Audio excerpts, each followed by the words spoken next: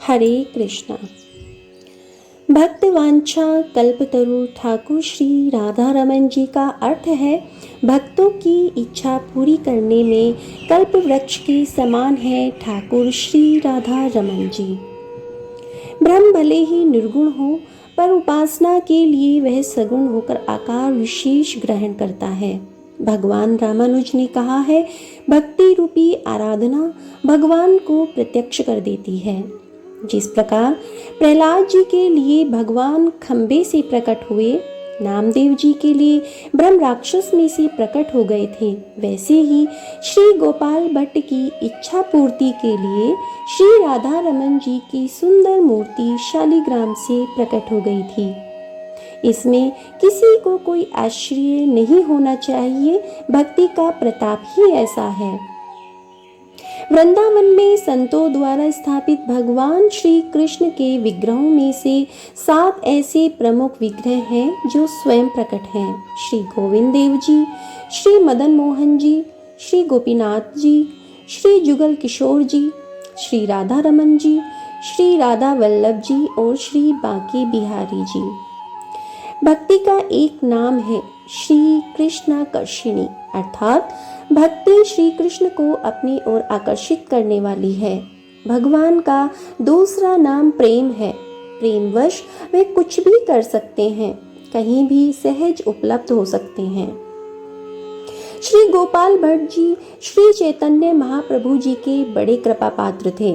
उन्हें गंडकी नदी में स्नान करते समय एक श्री दामोदर लक्षण युक्त विलक्षण शालिग्राम मिला था, जिसे वे वृंदावन ले आए और केशी घाट के पास उस विग्रह को प्रतिष्ठित कर नित्य बड़े प्रेम से उसकी सेवा करते थे।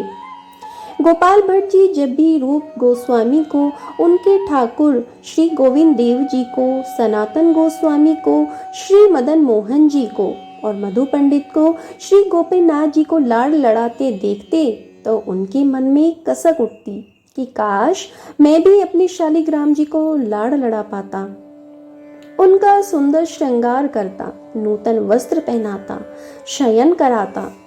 मेरे प्रभु के ना तो हाथ हैं, ना ही श्री चरण, ना ही ग्रीवा है, ना ही कटी प्रदेश, ये तो एकदम गोल मटोल हैं।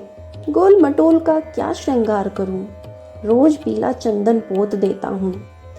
मेरे तो समझ में ही नहीं आता इनको शयन कैसे कराऊं, किधर सिर करूं, किधर पैर करूं।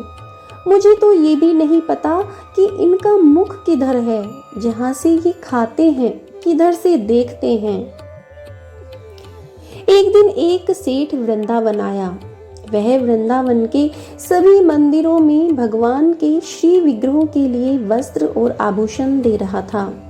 जब वह श्री गोपाल भट्ट के ठाकुर जी के लिए वस्त्राभूषण देने लगा तो गोपाल भट्ट जी दुखी होकर कहने लगे, यदि मेरे प्रभु साकार विग्रह रूप में होते तो मैं भी इनको सुंदर वस्त्र धारण कराता, मुख पर चंदन से सुंदर चित्र रचना करता।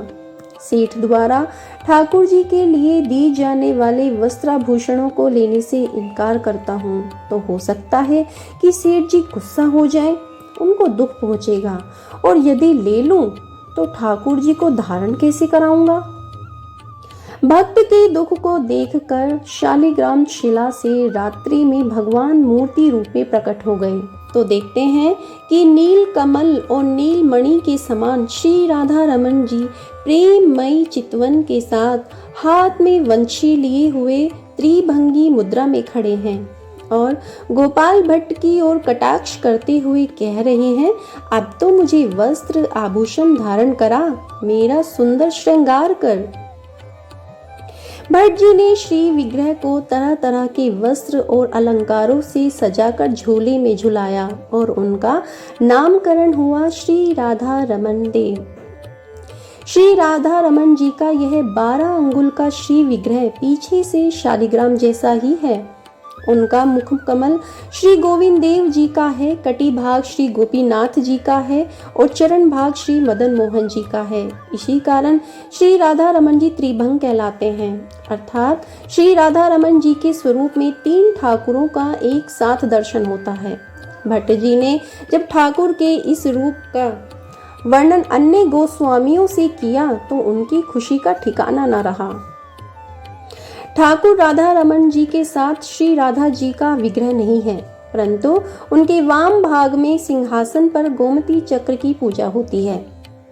ठाकुर श्री राधा रमन जी का प्राकट्य संवत 1599 को वैशाख मास की पूर्णिमा तिथि को हुआ था। भट्ट जी ने पूरे विधि विधान के साथ ठाकुर जी का नाम रखा श्री राधा रमन। अतः तब से इस दिन ठाकुर जी का प्राकट्य महोत्सव बड़े हर्ष व उल्लास के साथ प्रति वर्ष मनाया जाता है। इस दिन दिव्य विग्रह का 41 मन दूध, दही, घी, शर्करा, शहद व केसर से वैदिक मंत्रों के साथ महाभिषेक होता है, जिसमें विभिन्न प्रकार की औषधियों का भी प्रयोग किया जाता है। बाद में यह पंचामृत सभी भक्तों में वितरित किया जाता है। ठाकुर श्री राधा रमन जी ही एकमात्र ऐसे ठाकुर हैं जिन्हें मुगलों के आक्रमण के समय भी बिना भय के साथ वृंदावन में रखा गया, जबकि अन्य सभी ठाकुर जी के स्वरूपों को सुरक्षा के लिए राजस्थान ले जाया गया। जब नंद बाबा के यहाँ श्री कृष्ण ने जन्म लिया था, तब सभी ब्रजवासियों ने आकर नंद लाला को आशीर्वाद दिया था, रानी तेरो चिर जियो गोपाल। उसी परंपरा को निभाते हुए आज भी जन्माष्टमी महोत्सव में सभी भक्तजन व ब्रजवासी श्री राधा रमन जी को आशीर्वाद देते हैं। ठाकुर श्री राधा रमन जी की स्थापना के बाद उनकी सेवा पूजा के लिए जल एवं अग्नि की आवश्यकता पड़ने पर अरणी से गोपाल भट्ट द्वारा मंत्रों के माध्यम से अग्नि प्रविष्ट की गई थी। मंदिर की रसोई घर में पिछले लगभग 480 साल से वह अखंड अग्नि जल रही है। दीपक से लेकर भोग प्रसाद बनाने के लिए यही अग्नि प्रयोग में लाई जाती है। श्री राधा रमन जी का कुलिया प्रसाद भी अद्भुत है। छोटी छोटी मिट्टी की कुलियों में भरी हुई गाढ़ी रबड़ी का प्रसाद जो एक बार ग्रहण कर लेता है, उसका स्वाद वह आजन्म नहीं भूलता है। जय श्री राधा रमन लाल जू।